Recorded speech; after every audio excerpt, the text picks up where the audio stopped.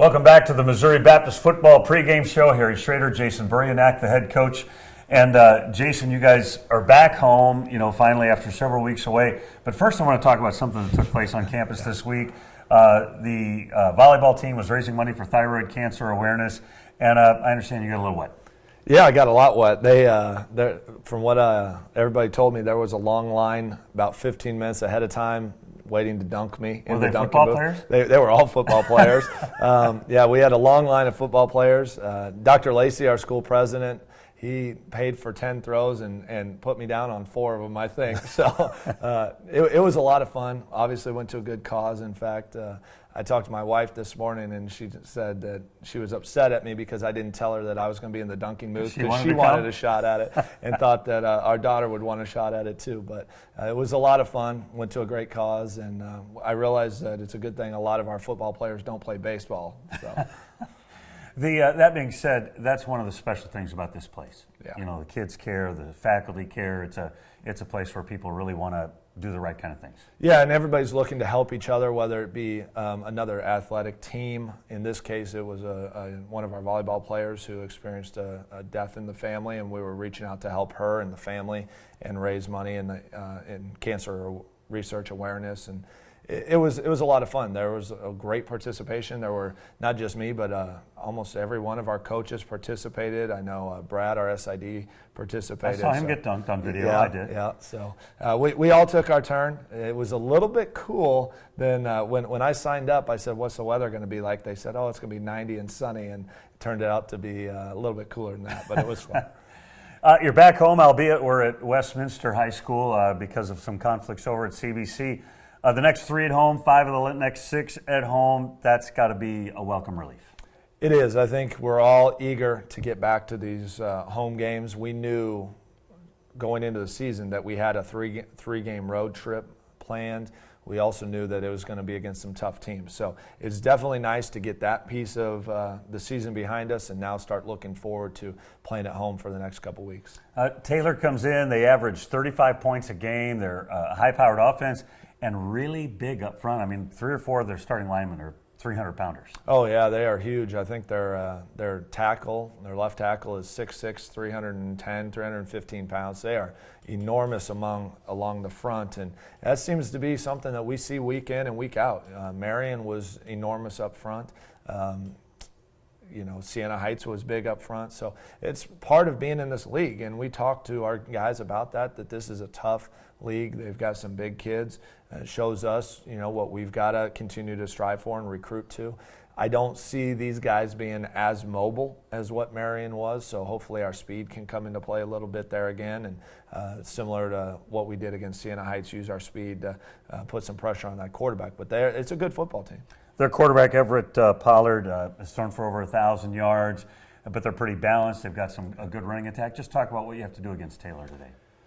Well, I think we've got to take away their run, first of all. It seems like what they want to do is they want to be a running offense, but they're going to take what they can give you. They've got a 6'6" and a 6'4" wide receiver out there that the quarterback, who's a really good quarterback, he's a freshman, he drops back and puts it up there for them and lets those guys go make plays.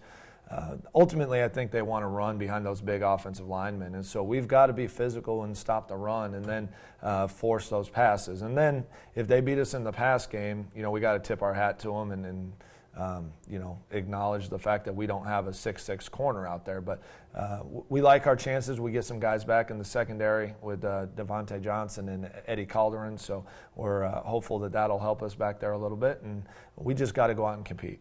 I wanted to ask you about that. We're midway through the season. The health of the team, people coming and going because of injury and other reasons. Well, our health has been up and down. We've been very fortunate that we haven't lost anybody for the entire season. Even Sean Geary, who went out this past game at Marion, it looks like he got really good news. He dislocated his patella in the first quarter of that ball game, and we've got really good news that nothing was torn. The ligaments got stretched out, but it looks like that he probably can come back probably towards the end of the season. So we've been banged up, but nobody for the entire season. We're starting to get some guys healthy again, which will make a big difference. When you look at your team and, just the second year of a program, what are the things you have to really kind of continue to harp on and preach to your guys about so that you can grow and become successful? The thing we keep talking about as a staff within our meetings and to the team is what it takes to be a winning program, the hard work, the dedication that it takes to every day. You know, we showed a video on Monday to them about Ray Lewis talking to a group of basketball players at a camp, and the thing that he talked about was the daily grind and that he doesn't take any days off. Every day is hard work. And that's what we're really preaching to these guys about, because we can't make them older, we can't make them more experienced, we can't make them bigger right now. That's stuff that's going to take time. It's going to come over the years. I think we're starting to see some leadership starting to emerge, but it's slow, and they're all very young. We have a lot of sophomores and freshmen that are getting a lot of time out there. We can't fast forward that clock as much as we want to. I believe in this system. I don't believe in bringing in a whole bunch of junior college guys to just be a quick fix. We'll probably have to look at bringing some in next year, but we've got a pretty established base of freshmen and sophomores now.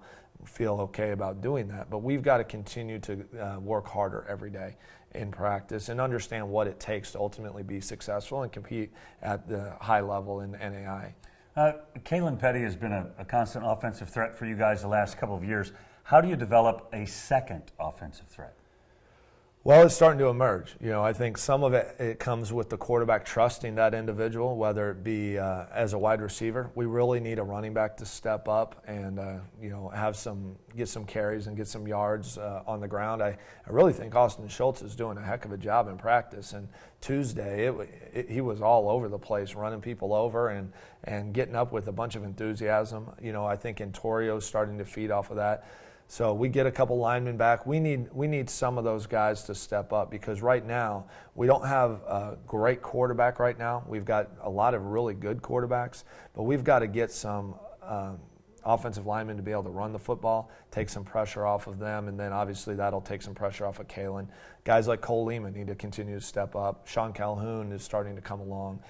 Dalton Barkham's starting to come along. So those guys are going to slowly start taking pressure off of Kalen, but they've got to really step up and take that challenge on themselves. Final thoughts about Taylor today.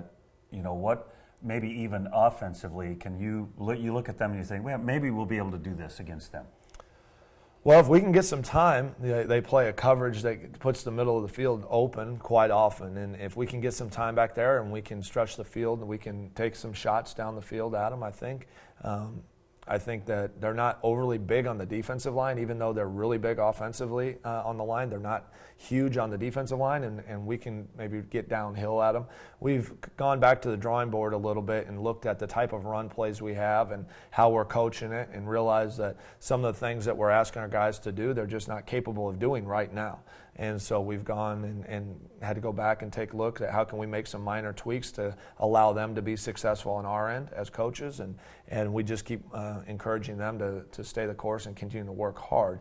We've had a pretty darn good week of practice, and the thing with these guys is we're not sure what we're going to get on Saturday. We've had good weeks in the past, and then they get out there on Saturday, and I think there's a little bit of panic that sets in, and they have some brain freezes, and it leads to points on defense. It leads to 3 and outs on offense. And we've gone back, watched the film, done a lot of teaching, done a lot of encouraging, because it's easy for them to get down. And I'm really proud of the way they've bounced back this week. And now the thing that we're talking to them about is trust what you've done, trust the work that you've put in. And there's really 2 keys. I know we were talking about keys to success, but the 2 keys that we say is right now there's some games we play with a lot of energy, not a lot of execution. There's been some games where we execute better, but we don't play with a lot of energy, and we're really trying to put those 2 together. If we play with a lot of energy and a lot of passion and we execute, you're going to see a football team that is going to compete throughout the rest of the season. Energy and execution. That's what we're looking for this afternoon, or this morning rather. Westminster High School, it's audio only today. You're listening to the Missouri Baptist football game on the Spartan Digital Network.